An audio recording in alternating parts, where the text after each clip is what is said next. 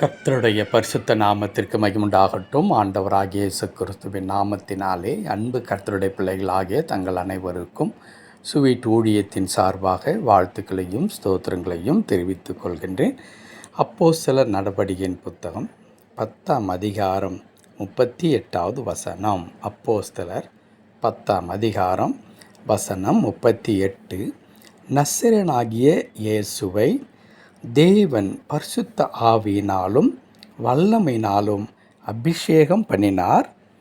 தேவன் அவருடனே கூட இருந்தபடியினாலே அவர் நன்மை செய்கிறவராயும் பிசாசின் வல்லமையில் அகப்பட்ட யாவரையும் குணமாக்குகிறவராயும் சுற்றித் திரிந்தார். அவர் நன்மை செய்கிறவராயும் பிசாசின் வல்லமையில் அகப்பட்ட யாவரையும் குணமாக்குகிறவராயும் சுற்றித் திரிந்தார். என் அன்பு கடவுளுடைய பிள்ளைகளே, இந்த வசனம் முடியும் பொழுது அவர் சுற்றித் திரிந்தார் என்று எழுதியிருக்கிறது. யாரை குறித்து? இயேசு கிறிஸ்துவாகிய இரட்சகரை இந்த உலகத்தின் மீட்பிற்காக தன்னுடைய சொந்த குமாரனை ஆண்டவர் இந்த உலகத்திற்கு அனுப்புகின்றார். அந்த ஆண்டவர் குறிப்பிடுகின்றார், மனுஷகுமாரனுக்கும் தலை சாய்க்க இடமில்லை. அதை தான் இங்கே உறுதிப்படுத்துகிறது. அவர் சுற்றி திரிந்து கொண்டே இருந்தார். கிராமங்கள் தோறும், பட்டணங்கள் தோறும் மக்கள் எங்கெல்லாம் இருக்கிறார்களோ அங்கெல்லாம் ஆண்டவர் மக்களை தேடி சென்று கொண்டே இருந்தார். அப்படி தேடி சென்ற ஆண்டவர் என்ன காரியங்களெல்லாம் செய்தார் என்று எழுதியிருக்கிறது. அவர் நன்மை செய்கிறவராயும் பிசாசின் வல்லமையில் அகப்பட்ட யாவரையும் குணமாக்குகிறவராகவும் அவர் சுற்றித் திரிந்தார். ஆம், அன்பு கடவுளுடைய பிள்ளைகளே, 4 சுவிசேஷ புத்தகங்களையும் நாம் வாசிக்கும் பொழுது இயேசு கிறிஸ்துவினுடைய ஊழியத்தை குறித்து நாம் அற்புதமாக தெரிந்து கொள்ள முடியும்.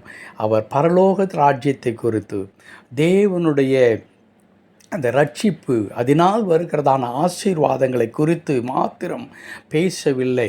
அவர் எங்கெல்லாம் சென்றாரோ அந்த இடத்துல வியாதியாயிருந்த மக்கள், பிசாசுவின் பிடியினாலே கஷ்டப்படுகின்ற மக்கள், ஏன் மரித்து போன மக்கள் என்று அவர் பார்த்த எல்லா மக்கள் மீதும் மனதுருகி அவர்களை சுகமாக்கினார் என்று சொல்லி நாம் வாசிக்க முடியும். ஆம், அன்பு கடவுளுடைய பிள்ளைகளே, அவர் நன்மை செய்கிறவராக சுற்றித் திரிந்தார்.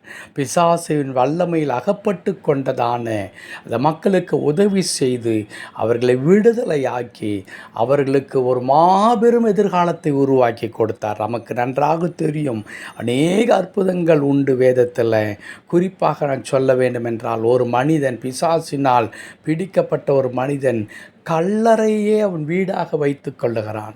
கற்களினால் தன்னைத்தானே காயப்படுத்தி கொள்ளுகின்றான். அவன் வஸ்திரமில்லாது இருந்த ஒரு மனிதன் என்று எழுதியிருக்கிறது.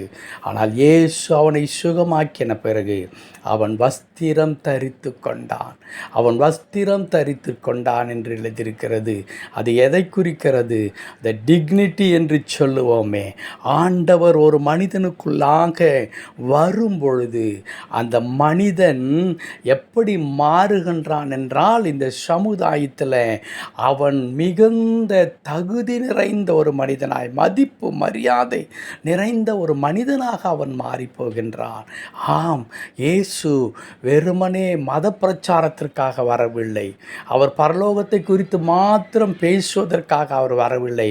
இந்த உலகத்திலேயும் இந்த பூலோகத்தில் இருக்கும் பொழுதும் ஒரு மனிதனை ஒரு டிக்னிஃபைடு மேனாக மாற்றுவதற்கு ஆண்டவர் தன்னுடைய ஜீவனையே கொடுக்கும்படி வந்தார். என் அன்பு கடவுளுடைய பிள்ளைகளே, ஒரு கடவுளை தேடி சென்ற மக்களுக்கே அப்படிப்பட்ட நன்மையை கடவுள் செய்திருப்பாரானால், இந்த இரட்சகராகிய இயேசு கிறிஸ்துவை தன்னுடைய சொந்த ஜனங்களை ஏற்றுக்கொள்ளாதிருக்கும் பொழுது நீங்களும் நானும் அவரை நம்முடைய இரட்சகராக ஏற்றுக்கொண்டு அவருடைய திருச்சித்தத்துக்கு நம்மை அர்ப்பணித்து அவரையே நம்பி வாழ்ந்து கொண்டிருக்கிறோமே, நம்முடைய வாழ்க்கையில் கடவுள் இப்படிப்பட்டதான நன்மைகளை செய்யாமல் இருப்பாரோ?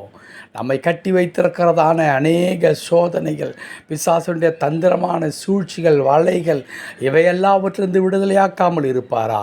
இல்லவே இல்லை. அன்பு கடவுளுடைய பிள்ளைகளே, நிச்சயமாக கடவுள் நம்முடைய வாழ்க்கையிலும் அற்புதம் செய்கிறவராக இருக்கிறார்.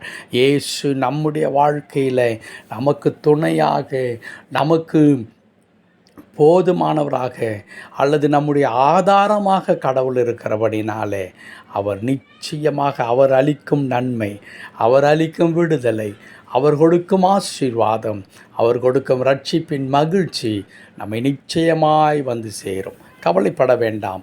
இந்த ஆண்டவர் ஒரு நாளும் உங்களை கைவிட மாட்டார். கர்த்தர் தாமே இந்த வார்த்தையின்படியே நம் ஒவ்வொருவரையும் ஆசீர்வதித்து அரவணைத்து தம்முடைய மகிமை நிறைந்த வல்லமை நாளை நிரப்பி நம்மை வழி நடத்துவாராக. ஆமென், ஆமென்.